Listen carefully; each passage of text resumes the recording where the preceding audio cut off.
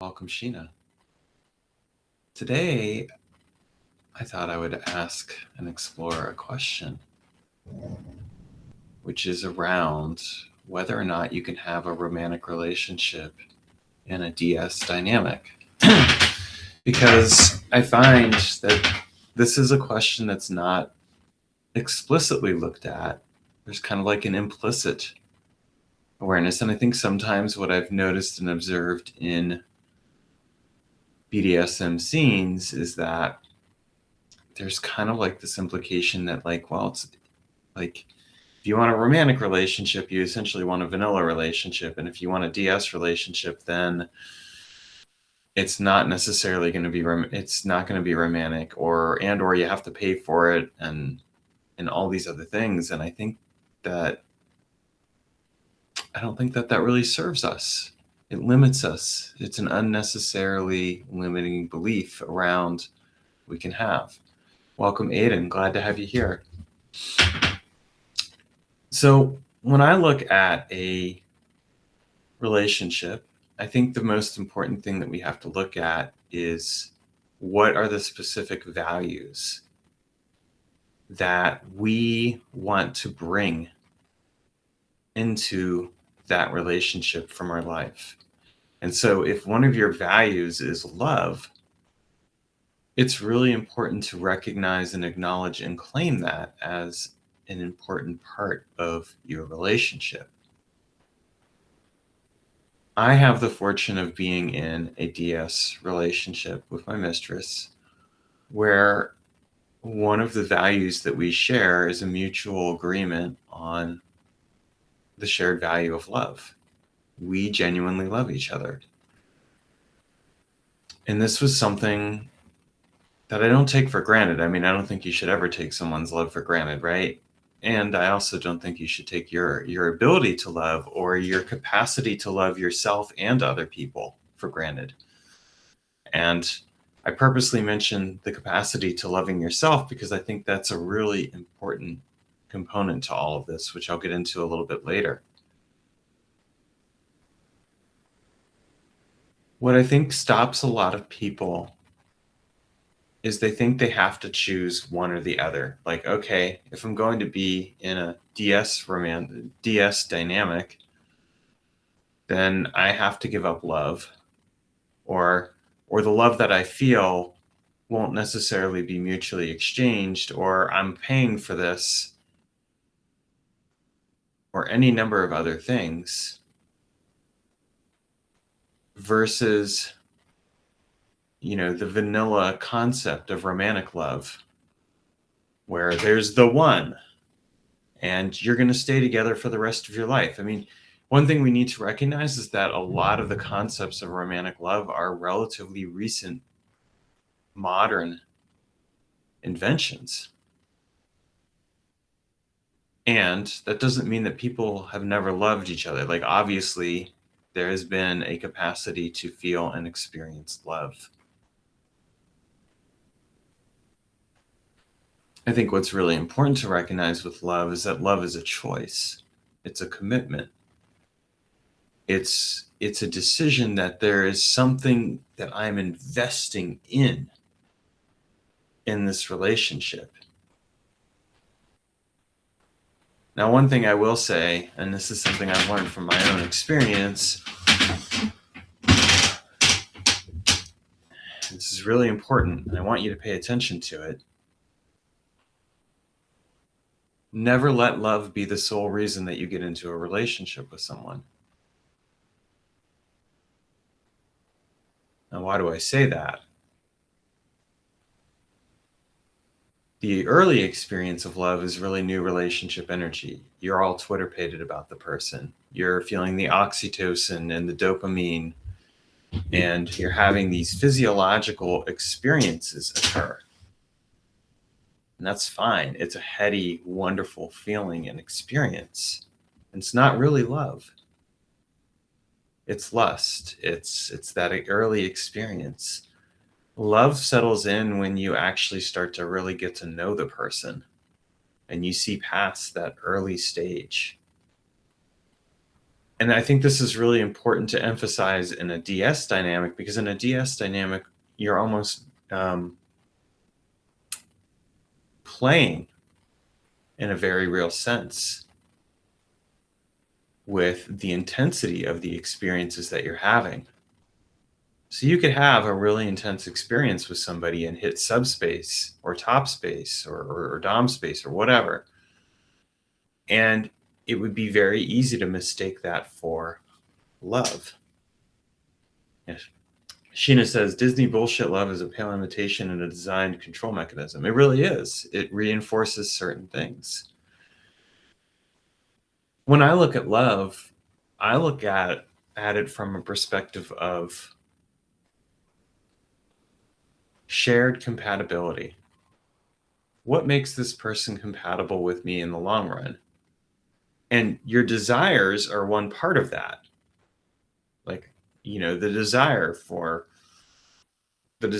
a certain dynamic or the desire for companionship, things like that are part of the puzzle. But there are other shared values as well that are just as important. And it's really easy to get caught up in the early stages of a relationship and look past that and not see what's really important. Oh, does this person match me in other fundamental ways? This is why I would say, and this is really important, is don't make any major life decisions with somebody for at least the first year of the relationship that you're in, regardless of what kind of dynamic is at work. Because it's easy to make impulsive decisions. And I'm saying this as somebody who has made a number of impulsive decisions in my life when it's come to people that I've been involved with. I've learned this the hard way. Well, not the hard way, the experiential way. I'm going to change that because I'm working on reframing that word hard. I came up with a decision this morning. Life is good, right? Well, this is the new story. So I'm going to actually work on getting rid of that word because I don't really like it. It's not a fun word. But I'm going to say that I've had experience around this. I've made some choices where in the moment they were based off of like that heady, wonderful feeling. And then afterwards it was kind of like, oh, wait a minute. And I have fortunately learned. I mean, one of the things that I did with my beloved is I really took the time to slowly vet her. I did this in a fun way. One of the ways that we did this was through a game that I call Question of the Day, where we would ask a question each day. Like each of us would ask a question and then the other person would answer it. And, sometimes the questions were deep and philosophical and sometimes they were fun and lighthearted. The point, though, was to build a shared identity outside of physical attraction or outside of the initial rush of, oh my gosh, this person and I have so many things in common. Because the truth is you can have a lot of things in common with somebody and still not be a good fit. And what I mean by that is like, look toward the shared values. What are the values that you share? What's going to sustain this relationship in the long term as opposed to just a short-term fling? And it's really easy to get into a short-term fling and think that it'll last for a long time. Often what I see when people do this is they mistake the dynamic or they mistake the initial experience of lust for something that is going to last long term. And they don't ask the necessary questions that really ought to go into vetting somebody carefully. And it's like, and I say this as someone who is a submissive myself. Yes, I've chosen consciously to be in a very specific dynamic with the person, or really with the people that I'm with, because I have two people in my life. I'm not in a really like with the one person, like he and I are not like in a specific dynamic per se, but you know, like he's the other partner. So like, of course we are in a very real sense, we have a relationship, and that matters. That mattered to me. It was like, okay, I'm getting involved not just with one person, I'm getting involved with two people. But with my mistress, I have, you know, this consciously chosen dynamic. And I want to be very clear, this dynamic didn't just like erupt from the get-go. It wasn't like, okay, day one, like, hey, guess what?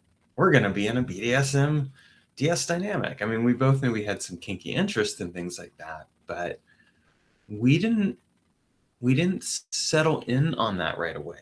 We took our time. We got curious about each other. We gradually discovered each other, and we let the conversation evolve. I think that's important. I think even when you think that you know what you want and need, it's good to be curious with somebody and to see if their needs and their wants align. Part of what makes for a successful long-term relationship is, how do we communicate about our needs and wants, and how do we make sure that we continually turn toward each other, even when things appear like, when there's circumstances where it seems like we're moving in different directions. Again, this is a good question to ask, because if you can't answer that question, like, you really have no business being in a relationship with that person at that point. Like, okay, I'm with this person when everything is going great and it's fun and all that. Yeah. And are you going to be with that person when things get a little more separate, or where you're having some conversations where you're kind of, it's a tough conversation? It is possible to have all of that in a BDSM DS dynamic. And it's important to remember that, like when you're a submissive, you, if anything, it's really important to remember, like, you have a voice and you need to use it. Like, you need to speak up, because this is all about creating conscious and informed consent on every side of the equation. You know, when you, if I'm not speaking up, if I'm not saying something that's on my heart and my mind to her, like, at that point, I am undermining the relationship and the dynamic. If I'm only saying it to myself, it's not helping anyone. It's just causing me to stew in my head and my heart. And she can feel it when there's resentment there. She may not know exactly what's going on, but she's kind of be like, okay, there's something up here. And I think this is part of what ends up happening in DS dynamics that go wrong, is that, you know, the male submissive thinks, okay, like, the male says, like, yeah, I want a DS dynamic. I want to be a submissive male. Okay, great. And I want to be in a female-led relationship. Then he discovers that, oh, here's the challenges of being in a female-led relationship. I'm giving up the surface level of control. I want to speak to that. This is going to seem strange to anyone who watches later. Like, what do you mean? You're giving up the surface level of control. Well, look, I think this is something that needs to be spoken to, and it's really important. In a relationship that you're with somebody, there are different layers and levels of control. And it's not even really control. It's more along the lines of, it's different layers and levels of choice. On the surface level, yes, I am giving up control. I am taking her direction. But on the deep down level, I am consciously choosing to let go of the need to, quote unquote, be the one in charge, whatever that really means anyway, right? And I'm making that choice every day. And she's choosing every day if she wants, like there could be a day where she's like, you know what, I don't want to be the dominant right now, or I don't want to be the dominant today, or I don't want to be the dominant, period. Okay, and then that's when we need to sit down and talk and explore that relationship and like figure out where we're going. But the point is like, that could happen. Like, I never take what she says or decides on as a for granted. I don't take her support for granted. I don't take her leadership for granted. I don't take any of it for granted. Because it's a conscious choice on her end, just as it's a conscious choice on my end to submit. And this is a really important thing to remember. You are making that choice every day. You're not just making it in the moment. It's not like you're just like, one day you're like, I'm going to kneel and sign a contract and it's one and done. You might not be signing a contract every day. You might not have, you might not even be like reviewing your agreements every day. Although I do recommend reviewing your agreements every so often. Like I would say every 3 months at the very least. And having discussions around them as needed. But you're making that choice every day, and she's making that choice every day. And this is really different from like a situation where you're paying somebody to dominate you. When you're paying someone to dominate you, like there's a very specific container that's being created. And it can be fun and amazing, and I recommend it. Like, give it a try. Go out there and have that experience if you want to, because I think it's a good thing. And one of the reasons I would suggest having that experience is also to get clear on what the difference is. When you're in a relationship with somebody, it's different. Because here's the thing that we also don't realize is that we're not just making a choice like to be in a DS dynamic, for example. We're also making the choice to be with that person every single day. And that person is making the choice. Like, you could wake up a week from now and be like, yeah, I don't want to really be with this person anymore. Now, I hope that if you feel that way, that you're going to spend some time exploring that feeling and figuring out like what's really going on. And not just be like, yep, I'm done. I'm out the door. But it could happen. I think that's why it's really important not to take that for granted. I mean, when we look at the concept of marriage is in a sense, like, it's evolved in some ways, and let's be honest, it was originally formed for very specific purposes as a way of securing alliances and things like that, and it has a lot of power structures built into it. But the reality is, like, one of the reasons I think that divorce has become so much more prevalent is because people have kind of come to the point where it's like, yeah, it's going to cost me half my fortune or whatever else, but I don't want to be with this person anymore. I'm going to get out. Okay. Like, I've made the choice. I'm done. Now, speaking of someone who's gotten divorced twice, the first divorce was initiated by the first divorce was initiated by her. The second divorce was initiated by me. I can tell you, like, it's not a light decision to make. I was fortunate in both cases that, we kind of came to an agreement where it's like, okay, you keep your stuff, I keep my stuff, and we're not going to split things down the middle. And I'm grateful for that. And I look at those relationships, and when I look back at them, what I fundamentally see, and I fully take responsibility for this, is that at a certain point I started to take for granted that I started to take that person for granted, and I took for granted my own values. And I didn't take the time to slow down and figure out, like, is this person and I aligned? Like, in some ways we were, but in a lot of ways we weren't. When you're in a relationship with somebody, it's really important to get clear on these things. So is it possible to have a DS dynamic and have a romantic relationship? Absolutely. It is absolutely possible. It is possible to go for a walk with her and hold her hand and have shared in moment of intimacy and still be in a DS dynamic. Nobody else necessarily knows that you are, and nobody else needs to know that you are, but you two know, or you three, or however many people are involved. And here's the thing. If you really want that, you need to get clear on what you really want.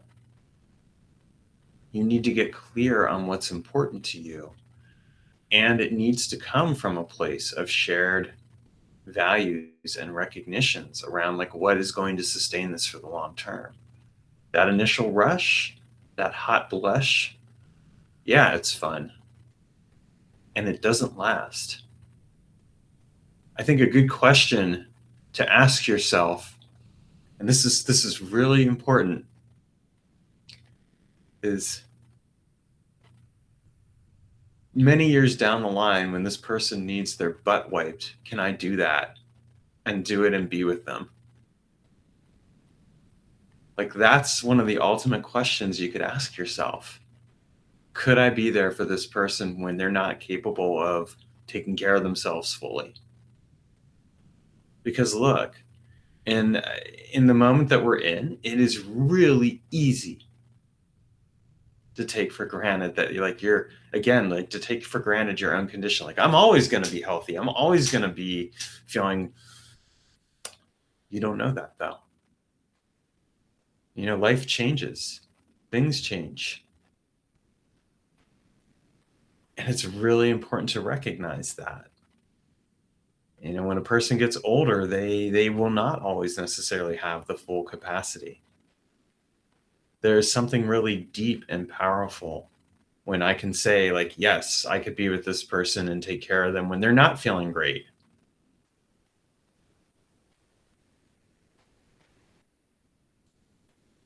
When they're not looking their best, when they maybe are going through a really rough moment. Or I could be there for this person when it's toward the end of their life and, you know, they're maybe they're sick or whatever else. These things are really important. Welcome, Dr. Amber Hall. And Sheena asks, can you speak to the differences, similarities, crossover between FLR and DS? Yeah, I've got a little more time here. I can do that. So DS is dominance / submission, and then FLR is female-led relationship. I don't think they automatically go hand in hand. Like I could be in a female-led relationship and it might be a relationship where in fact there is no DS element. It could just simply be she's the leader of the household and I'm going to follow her lead. I actually think that this happens more often than people realize. I think it happens in a lot of vanilla relationships. I think it happens just a lot in general where the woman ends up taking the lead in the relationship. I don't think it's always consciously chosen. I think that there's often a lot of times an unconscious power dynamic at work. And I think sometimes it comes from a place where she ends up feeling like she has to be the mom. And that's not sexy or attractive at all. Like, oh, okay, like I'm married to this guy and he's basically my third kid. That was what my second ex-wife said about her first ex-husband. She was like, yeah, he was like a third kid. I had to take care of everything. She definitely led that relationship. And nonetheless, it was not not from a place of chosen leadership. It was unconscious leadership. And there was a lot of resentment there. So I think like if we look at like a DS dynamic, we're looking at dominance and submission. We're looking at a power dynamic where it's a consciously chosen dynamic, where one person is quote unquote the dominant and the other person is quote unquote the submissive. The dominant leads the relationship. The submissive surrenders their desires and wants and needs to the dominant and takes that person's direction. In a female-led relationship, what we may end up having is where, hopefully consciously, where the conscious agreement is, look, she's the one who is quote unquote in charge of the household. And let me be very clear, men, this doesn't mean that you suddenly get to abdicate your responsibilities or anything like that. No, if anything, what it means is that you're actually being fully attentive, aware, and present to what she is asking for, and you're following her lead in the relationship.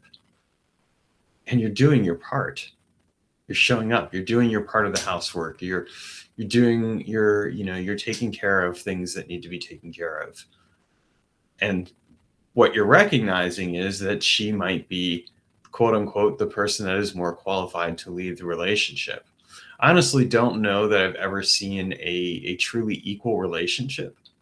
I know, like, people are like, oh, we want to be equal. Okay, well, that's great. And you know what? Sometimes there's, like, in certain situations, I may need to take the lead because there are things that I'm just more qualified to do in the moment. And this isn't a comment on you or anything else. It's just like, look, these are my skills and talents, and vice versa. I've never seen a truly equal relationship. What I've seen is a lot of unconscious resentment and anger and other things playing out because people don't acknowledge this. I think with a female-led relationship, like I can safely say for myself, why have I chosen a female-led relationship? Well, for one thing, I find that the chaos of my mind is a lot calmer with her in charge. And this is true even in a long distance relationship. Like, she lives in another country. And still, like, just her presence, her energy is in my life every single day, guiding me, directing me. And even when I am, quote unquote, running my own household, and I am, like, I take care, I clean the house, I do all the other things, like, I take care of things, like, nonetheless, I can still feel her direction and guidance. I look forward to the day when I live with her because that'll be a wonderful experience. And even so, it'll require some adjustments on our parts. Just that's kind of a reality. But I think that, like, that's kind of like the difference, like, is that you may or may not choose to be in a DS dynamic, but you still might consciously choose, well, I want to be in a relationship with a woman who is confident and empowered and likes being in charge. Okay, great.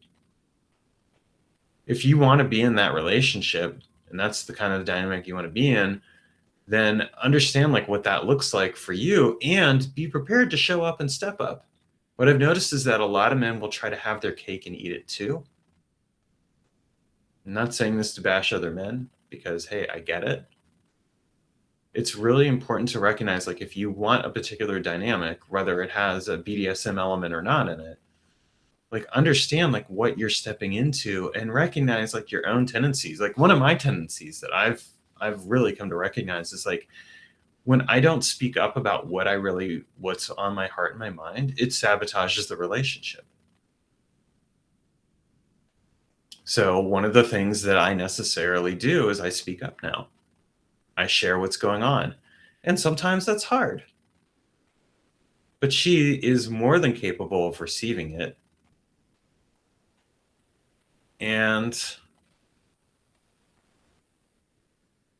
it's helped her and I have some really important and honest conversations. Not fun conversations at the time, but I think it has led to deeper intimacy and connection. And this is, again, goes back to what I spoke to at the beginning. And nonetheless, like, what I'm really looking at in my relationship is that in a fundamental way, I am accepting her leadership, her vision for where we're going. And that's something that brings me a quiet sense of joy and contentment that I've wanted in my life. And it's funny because, like, I look back at my relationships and I can safely say that pretty much every woman I've been with has been a quote unquote dominant woman in some form or another, at least, or a woman who's been capable of taking charge. And that's been really appealing to me. Look to your own relationship patterns. And I'm not, and let me be clear, like, for some people, it'll be the other way around. It might be like, I want the man to be in charge. Okay, great. Well, and if you want the man to be in charge, like, explore what that looks like. I think one of the reasons why it's funny though. Like, I think one of the reasons why that doesn't happen as often as people think is that men like are often don't really want to be in charge anyway. A lot of times they feel forced into it by societal pressures and performance and other things like that. And a lot of times, because that's all they know, they'll lean into it and they'll be like, yeah, that's what I got to be. And that's what I'm going to go do. But it's like, okay, well then, like, when I see the advice out there in the men's work world where it's like, men, you need to lead. I'm like, okay, you're telling a man that he needs to lead, but he's not consciously choosing to lead. Like, can he really be a leader if he's being told he needs to lead? There's a fundamental issue at work there that doesn't work. Instead of, and this is why like with my clients, what I like to look at is like, well, what do you really want? If you want a female-led relationship, what does that look like?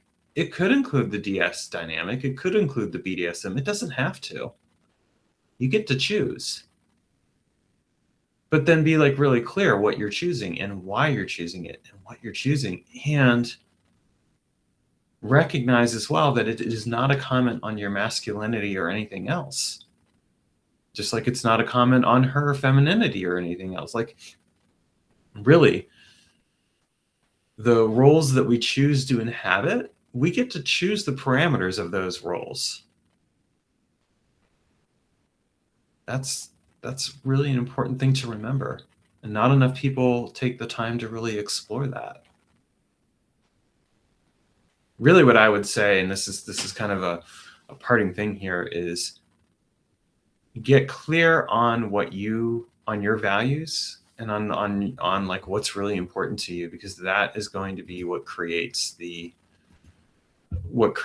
real sustaining value of what you do.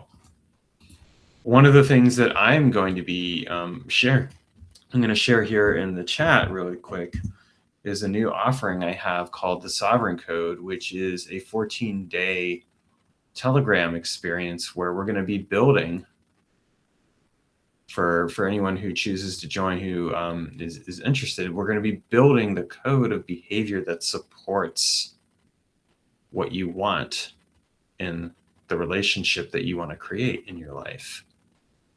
Because again, a lot of times what I find is that a lot of people don't have that kind of built-in awareness. It's just like, well, I want this. And they go into it without really thinking about like, okay, well, what is it that you exactly want? And what are you bringing to the equation? What are the values that you're bringing? What's the presence that you're bringing to this?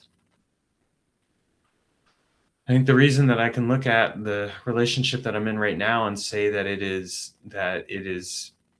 thriving successfully, and this even with the circumstance that it is a long distance relationship,